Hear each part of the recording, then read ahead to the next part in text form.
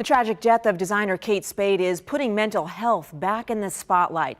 Yesterday, we learned that she took her own life with her husband Andy in the home at the time. Spade's sister sent a letter to CBS this morning saying she believed that Spade suffered from bipolar disorder. Rita Sappho says she tried numerous times to get help for her sister. The designer left a note addressed to her 13-year-old daughter telling her it was not her fault. Police say she may have taken her own life because of problems with her money and her marriage.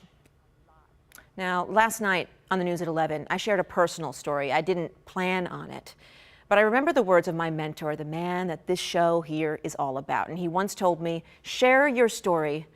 Your story has power, and it could save a life. Hi, Bruce Johnson here, and this is what chemotherapy looks like. I'm at the Georgetown University Medical Center. Up there, 4 bags, all designed to attack the cancer that's inside my body, attack the lymphoma. As I said way back when, we're going to try to be very transparent about this. I discovered a mass on my left tonsil. A PET scan determined that it was lymphoma, not only there, but in 2 lymph nodes. So that's stage 2, which means I caught it apparently in time. I should be okay. We're going to be talking about this as we go through this process. I'm going to be taking a lot of drugs home with me also to continue the chemotherapy. More later. We know you're going to beat this, Bruce.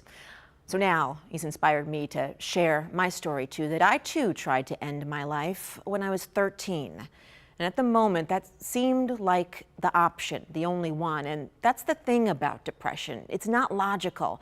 I do remember this, though, that what could have made the difference, maybe if someone showed that they cared, said a kind word, or showed compassion. So it's my request of you. Say hello. Ask someone how they are. Offer a compliment, or send an unexpected text or make a phone call. You may never know if that saved a life, but it could.